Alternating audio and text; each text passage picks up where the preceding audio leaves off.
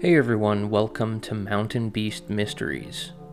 This past week, during my search for good Bigfoot reports online, I came across another Bigfoot encounter that involved a military member having a surprise sighting in Washington State back in 1986. Now, we all like to hold these military personnel sightings in very high regard because we attribute that career path with credibility. And most of the time, they are indeed very credible reports, or they seem to be. However, I always like to say that a person in retail, or maybe like a delivery truck driver, they can be just as credible, if not more credible. It's more up to the individual themselves and not what their profession is. You'll notice this a lot online, and I myself am guilty of talking about military personnel, Bigfoot encounters, like they are 100% real, or they have to be real. Like, how could this person who's trained to, be super observant be like misidentifying this thing? I'm guilty of that. But in reality, there are credible individuals in every profession, and there are also boneheads in every profession. So, like I said, it comes down to what kind of person he or she really is. You'll find that most of these reports seem credible, but they really are difficult to determine, if they are actually genuine or if they are misidentifications or hoaxes altogether, especially when they're like over 20 years old and the specifics of the encounters are, deteriorating in the minds of the experiencers. As time goes on, you forget things and things kind of become foggy, and maybe you don't remember things quite clearly or quite as they happened. But this encounter that I'm going to talk about is one that the experiencer didn't really expect to have. They were driving out into the woods, going out to do some target practice at a clear cut, and this guy, crested this hill, this overlook, and he saw this creature standing on a tree stump, and they made eye contact, and the creature, observed him, and he observed the creature for quite a while. The creature at first, it didn't seem to be too bothered by the fact that he had a firearm, and you'll hear shortly that the creature is in no real rush to get away, even after making eye contact with him, and with the guy yelling to his friends to come check this thing out. It's also another case that involves a really unusual smell emanating from the Bigfoot.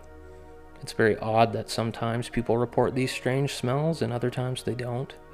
Some speculate that, they might have the ability to excrete this odor as some sort of defense mechanism, but, who really knows? We won't know anything like that for a while, until at least we have some sort of specimen in a lab. But anyways, that's enough of me talking. Let's get into this encounter. First off, I've been a military officer. I'm finally ready to retire after 20 years in the Army Guard, and I'm a very avid outdoorsman. The year was 1986, mid-September on a weekend at about 1 to 2 hours before evening. It was very bright out, little to no clouds in the sky, the temperature was fairly mild to warm. It was a beautiful day. The location was on a mountainside that overlooked Discovery Bay in between Port Townsend and Sequim in Washington State. We were all in my little truck driving up to some logging roads to do some target practice. 2 of my military buddies and 2 of our mutual female friends were crammed in my truck as we arrived to the clear-cut area to do some shooting.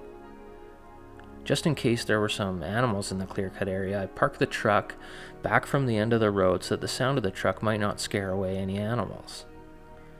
As Kevin and Mike were fussing, getting the 2 girls out of the truck and trying to load up their rifles, I hopped out of the driver's seat with my shotgun and a few rounds and ran up to the overlook. I was very nervous as to what I saw standing on a logged stump, about 50 to 60 yards away just down the slope in the middle of the clear cut. There was what seemed to be a very large man, wearing a light brown, dusty-looking ghillie suit, with his back towards me standing on a stump, just staring at the waters of Discovery Bay. He or she was admiring the sun gleaming off the water. I seriously thought it was one of those Vietnam veteran hermits that I heard about on TV. As I stood there, nervous, the guys at the truck slammed a door on the truck, and then the thing calmly turned around to look up the hill at the sound, and then it saw me. It had little neck movement, turning its shoulders with its head. It moved its feet to turn around on the large stump. It stared right at me, and I stared right back into its eyes. Then as it looked at me, I saw total intelligence. I saw that it was not a man wearing a ghillie suit. I saw its face very well. It appeared to be male. It gave me a calm, peaceful, but disgruntled look of, "Please be quiet, you're annoying." As I looked at it, he sized me up and saw that I was no threat to him. I almost felt that it knew I was no threat. It definitely had a look of high intelligence. Anyway, it turned its back at me and continued to stare at the bay. At that point, my heart jumped into my mouth, and I hollered at the guys to get their ass over here, where I was, and make it fast.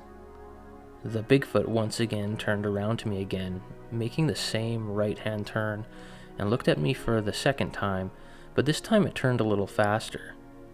When we locked eyes, it looked even more annoyed or disappointed, and maybe a little scared. It took one long stride off the stump towards the tree line. It didn't run, but it was almost fast walking. Then, estimating it was between 7.5 to 8 feet tall, and seeing that huge stride, I hollered to the guys and started running after it.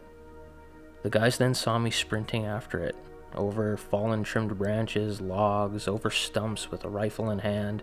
They knew something big was up. Before I got halfway to it, it already made it into the tree line. My friends never saw it. All of us retraced the steps of the thing after I showed them where it was standing. We saw a few good prints. All of us heard it snapping a few big branches as it took good cover deeper into the very thick bushes. There was a little bit of a unique smell, unlike anything I've ever experienced in terms of an animal's scent. It was faint but noticeable. I couldn't sleep for a week after that. I wasn't far behind in my chasing of the thing. I was extremely bewildered at how it could make it through that very dense brush and not slow down. Maybe it just got out of our view and sat down and hid in the bushes? It's almost like it just phased away once it got to where it wanted to go, like some sort of strange spirit or something. If it was an elk running through that bush, it would have got slowed to the point that I could gain on it, but that thing just slipped into the foliage. Anyways, that's my one and only Bigfoot sighting. Since I'm about to retire, I'm more inclined to tell my story without getting looked at oddly from my military peers.